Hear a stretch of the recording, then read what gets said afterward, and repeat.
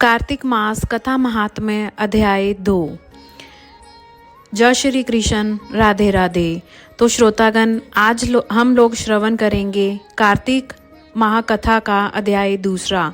लेकिन कार्तिक महाकथा का दूसरा अध्याय शुरू करने से पहले आइए एक छोटी सी कहानी सुनते हैं, जो कि है कार्तिक मास में दीपदान के महत्व के बारे में। कार्तिक मास में दीपदान का महत्व। कार्तिक माह में दीप दान करने से स्त्रियों एवं पुरुषों द्वारा जन्म से लेकर अब तक अर्जित पाप कर्म नष्ट हो जाता है। इस विषय में एक बहुत ही प्राचीन और महत्वपूर्ण कथा है। प्राचीन काल में द्रविड़ देश में बुद्ध नामक एक ब्राह्मण निवास करता था। उसकी स्त्री बहुत दुष्ट और दुराचारी थी।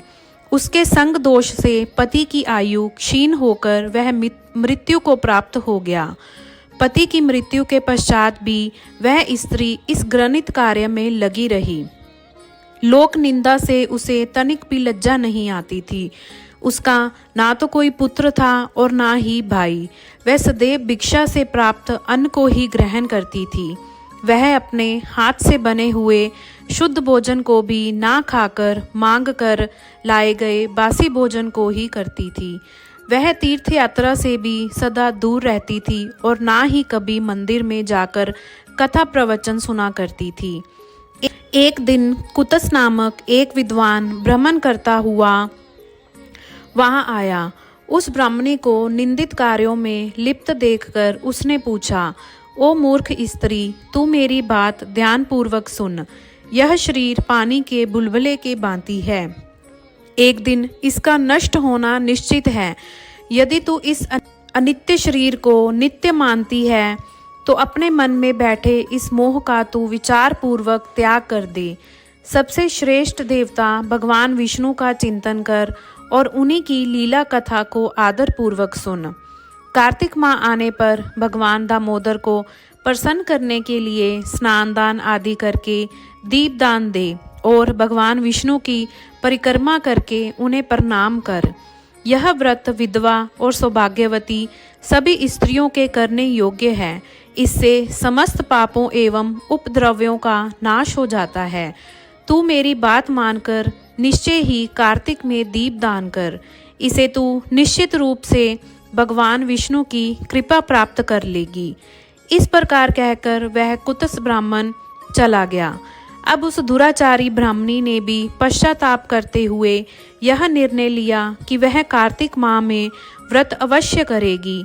कार्तिक माह आने पर उसने पूरे माह प्रातःकाल सूर्य उदय काल में स्नान और दीपदान किया। कुछ समय पश्चात आयु समाप्त होने पर वह मृत्यु को प्राप्त हुई और वह स्वर्ग लोक में गई। समय अनुसार वह मुक्ति को भी प्राप्त हो गई।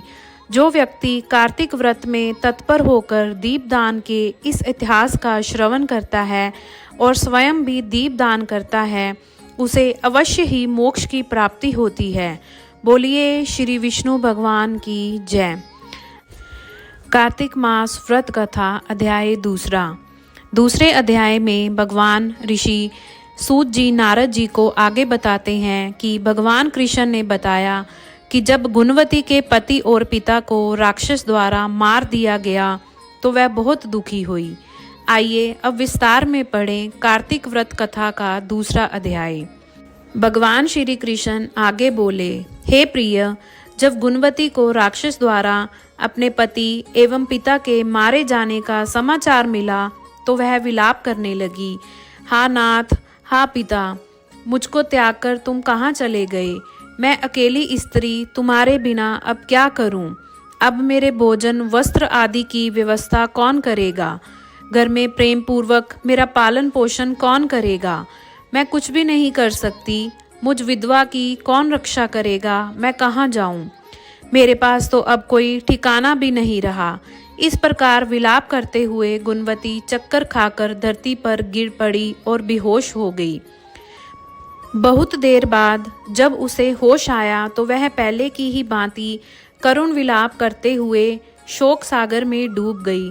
कुछ समय के पश्चात जब वह संभली तो उसे ध्यान आया कि पिता और पति की मृत्यु के बाद मुझे उनकी क्रिया करनी चाहिए जिससे उनकी गति हो सके।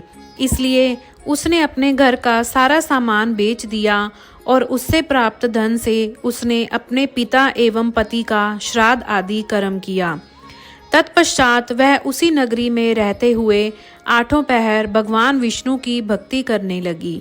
उसने मृत्युपरंत तक नियम पूर्वक सभी एकादशियों का व्रत और कार्तिक महीने में उपवास एवं व्रत किए।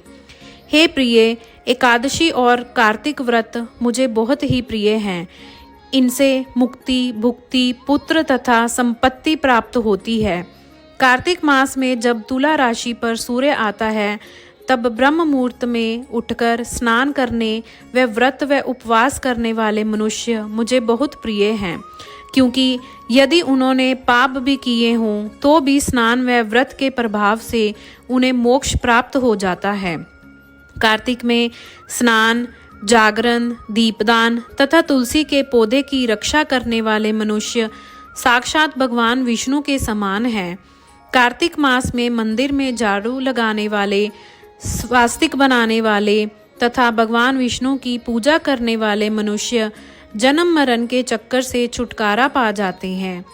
यह सुनकर गुणवती भी प्रतिवर्ष श्रद्धा पूर्वक कार्तिक का व्रत और विष्णु भगवान की पूजा करने लगी। हे प्रिय, एक बार उसे जवर हो गया और वह बहुत कमजोर भी हो गई थी। फिर भी वह किसी प्रकार गंगा स्नान के लिए चली गई। गंगा तक तो वह पहुंच गई, परंतु शीत के कारण वह बुरी तरह से कांप रही थी। इस कारण वह शिथिल हो गई। तब मेरे भगवान विष्णु के दूत उसे मेरे धाम में ले आए। तत्पश्चात ब्रह्मा आदि देवताओं की प्रार्थना पर जब मैंने कृष्ण का अवतार लिया तो मेरे घन भी मेरे साथ इस पृथ्वी पर आए, जो इस समय यादव हैं। तुम्हारे पिता पूर्व जन्म में देव शर्मा थे, तो इस समय सत्राजित हैं। पूर्व जन्म में चंद्र शर्मा जो तुम्हारे पति था वह डाकू है, और हे देवी, तू ही वह गुणवती है। कार्तिक व्रत के प्रभाव के कारण ही तू मेरी अर्धांगिनी हुई है। पूर्व जन्म में तुमने मेरे मंदिर के द्वार पर तुलसी का पौधा लगाया था।